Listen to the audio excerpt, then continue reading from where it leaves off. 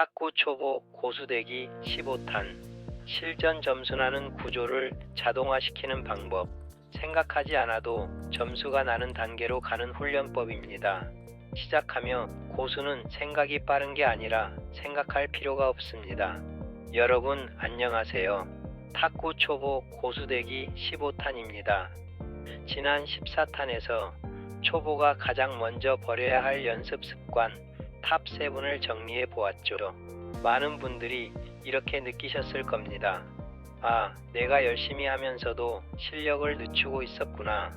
그런데 여기서 또 하나의 벽이 나옵니다.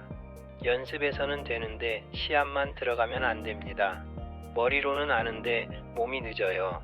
생각하다가 공을 놓쳐요. 오늘 이 15탄은 바로 이 문제를 해결해보는 내용입니다. 즉, 실전 점수가 나는 구조를 생각이 아니라 자동 반응으로 만드는 방법입니다. 이게 되기 시작하면 탁구가 갑자기 이렇게 바뀝니다. 공이 느리게 보이고 상대 서브가 덜 무섭고 점수가 우연이 아니라 내가 예상한 대로 나오기 시작합니다. 자, 오늘의 핵심 문장부터 말씀드리겠습니다.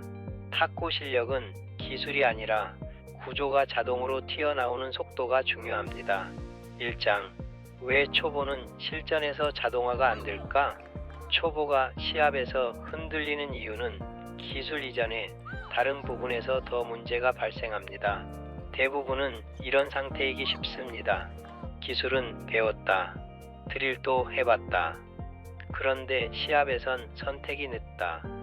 왜냐하면 기술은 따로따로 연습했고 실전은 랜덤으로 연결된 상태이기 때문입니다. 실전은 항상 다음과 같은 구조죠. 서브, 리시브 3구, 5구 전환으로 이어집니다. 그런데 초보 연습은 보통 이렇게 흘러갑니다.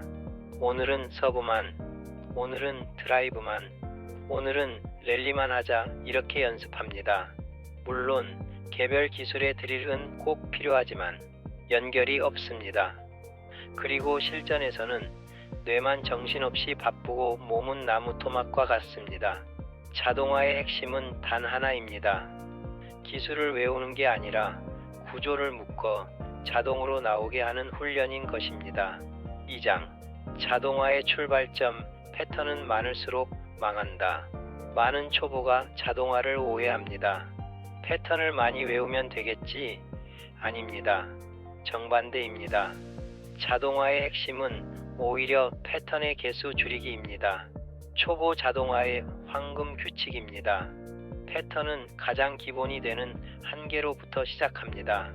왜냐하면 자동화는 다양성이 아니라 반사 속도에서 나오기 때문입니다. 3장. 자동화 패턴 첫 번째입니다. 서브, 리시브에 이은 3구로 원 패턴 만들기를 합니다.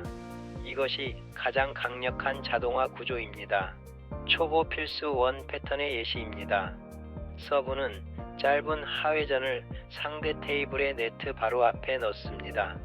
2구인 상대 리시브가 길게 푸시가 오면 내 3구로 무조건 상대 백핸드 한 코스로 첫 공격하는 연습을 숙달시킵니다. 이 패턴의 진짜 목적은 최고의 공격이 아닙니다. 생각할 필요 없는 첫 공격을 만들어 자동으로 반응하는 것입니다. 초보가 이 단계에서 흔히 틀리는 것들입니다. 코스를 매번 바꾸려 합니다. 포핸드를 할 것인지 백핸드를 할 것인지 망설이고 고민합니다. 더 좋은 선택을 찾는다고 생각은 하는데 몸은 허둥댑니다. 그러는 순간 자동화는 깨지고 타이밍도 사라집니다. 이에 대한 교정 드릴로는 결정을 망설이는 것을 제거하는 연습입니다. 연습할 땐 이렇게 정하세요. 이번 드릴에서는 상대의 볼이 어디로 와도 미리 준비하고 이 코스로만 친다고요. 이 결정을 망설이는 선택권을 없애면 자동화와 속도가 살아납니다. 4장. 자동화 패턴 두 번째입니다. 리시브 자동화로는 리시브할 때 선택지가 3개면 충분합니다. 실전에서 가장 멘붕이 오는 순간은 바로 상대의 예측 불가능한 서브죠. 그래서 리시브 자동화는 실전 안정의 핵심입니다. 즉, 리시브가 되어야 게임이든 랠리든 진행되니까요. 리시브 자동화 세 가지 선택지입니다. 한 가지는 짧게 끊기, 즉 쇼트나 스톱으로 리시브합니다. 또 다른 한 가지 방법은 길게 밀기, 즉 롱푸시를 상대 백핸드 엔드라인 깊숙이 밀어 넣습니다. 마지막 세 번째는 컨트롤을 하면서 안전하게 리턴하는 방법입니다. 이 세 개를 상황마다 고민하는 게 아니라 조건 반사로 나오는 게 연습하는 것이 목표입니다. 자동화 기준을 위한 혼자 입으로 중얼거리는 암송용 문장입니다. 상대 서브가 짧다면 짧게 끊기라고 중얼거리며 짧게 리시브합니다.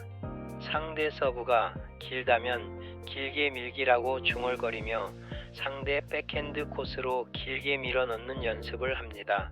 상대 서브가 애매하다면 안전하게라고 중얼거리며 리턴합니다. 초보의 교정 드릴로는 위에서 말한 리시브 콜 드릴을 합니다. 상대 서브가 오는 순간 속으로 바로 외칩니다. 짧다, 길다, 애매해. 그리고 그대로 실행합니다. 이걸 소리내서 연습하면 실전에서 판단 속도가 눈에 띄게 빨라지기 때문입니다. 5장 자동화 패턴 세 번째입니다. 5구 전환 자동화하는 방법으로 3구인 첫 공격 이후를 즉시 준비해야 합니다. 초보가 3구까지는 되는데 그 다음에 무너지는 이유는 다음 공을 생각 안 했기 때문입니다. 고수는 3구를 칠 때 이미 5구 위치를 준비합니다. 그런데 초보는 내 3구가 들어갔나? 상대가 어떻게 봤나? 이러며 쳐다보고만 있죠. 초보용 5구 자동화 개념입니다. 3구는 끝내는 공이 아니라 다음 공을 편하게 받기 위한 공이라는 생각이 각인되어야 합니다. 그래서 초보의 3구는 100%의 힘으로 하는 것이 아니라 무조건 70%의 힘으로 조절하며 공격해야 합니다. 교정 드릴로는 3구, 5구를 세트로 묶어서 연습합니다. 즉 3구는 70%의 힘으로 한 코스로 정교하게 보내는 연습을 하고 5구는 블록이나 컨트롤로 안전하게 보내고 다시 준비하는 연습을 하는 것이 좋습니다. 이렇게 묶어 연습하면 공격 후에도 자동으로 다음 공을 대비하는 움직임이 생겨 우두커니 서 있지는 않습니다. 6장 자동화를 망치는 최대의 적입니다. 연습에서는 자동으로 하는데 시합에서는 수동으로 하고 있습니다. 많은 분들이 이렇게 말합니다. 연습할 땐 자동으로 나오는데요. 그런데 시합만 가면 다시 머리가 복잡해집니다. 왜 그럴까요? 연습할 때 실전처럼 긴장 요소가 없기 때문입니다. 7장 자동화를 완성하는 핵심입니다. 의도적으로 긴장하는 훈련을 합니다. 자동화는 편안함을 가장한 흐리멍텅함 속에서는 완성되지 않습니다. 이를 위한 자동화 완성 3요소입니다. 연습할 때에도 점수를 부여하여 긴장감을 줍니다. 즉, 드릴을 하면서 점수를 매깁니다. 성공하면 1점, 실패하면 다시 0점으로 말이죠. 제한 조건으로는 코스 제한, 기술 제한, 시간 제한, 실수 페널티 등, 즉 실수 10개 하면 탁구공 1개 반납 등 페널티로 약간의 긴장을 높이며 훈련합니다. 실수하면 다시 처음부터 시작하고요. 이런 의도된 긴장감이 시합과 연습을 연결해 줍니다.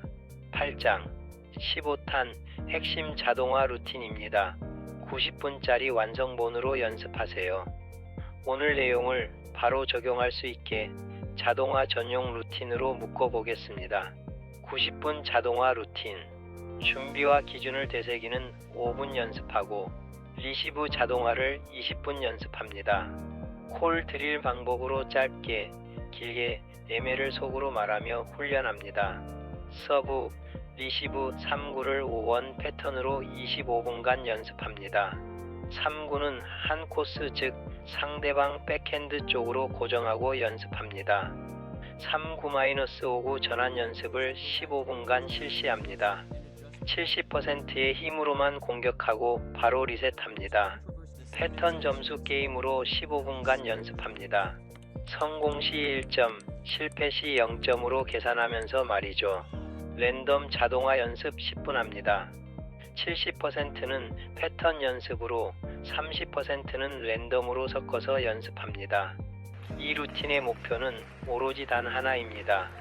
시합에서 생각보다 몸이 먼저 나가게 만드는 것입니다. 9장 자동화가 시작되면 나타나는 변화 5가지입니다. 2단계에 들어가면 탁구가 이렇게 바뀝니다. 상대 서브가 덜 무섭고요. 리시브 선택이 자동적으로 빨라집니다. 첫 공격이 자연스럽게 이어집니다. 공격 후에도 허둥대지 않고 균형이 남습니다. 점수가 우연이 아니라 설명 가능해진다는 점입니다. 이게 바로 초보가 중급자로 진입하는 신호입니다. 마치며 고수는 더 많이 생각하는 것이 아닙니다. 오히려 덜 생각하죠. 여러분, 탁구에서 고수는 머리가 좋아서가 아닙니다. 생각할 필요가 없는 구조를 몸에 심어 놓은 사람이란 말입니다. 오늘부터 연습할 때 이 질문을 스스로에게 되뇌어 보세요. 이 연습은 실전에서 자동으로 나올 수 있을까? 그 질문에 예라고 답할 수 있는 연습만 남기면 실력은 반드시 터지고 행복한 탁구 인생의 문이 열립니다. 다음 16탄에서는 이 자동화된 구조를 상대 스타일별로 어떻게 깨고 또 다시 어떻게 재구성하는지 수비형, 공격형, 서브형 상대 공략법으로 정리해 보겠습니다. 수고하셨습니다. 지금까지 광벽의 소소행이었습니다. 오늘도 질탁하시고 날마다 행복하시길 바랍니다. 감사합니다.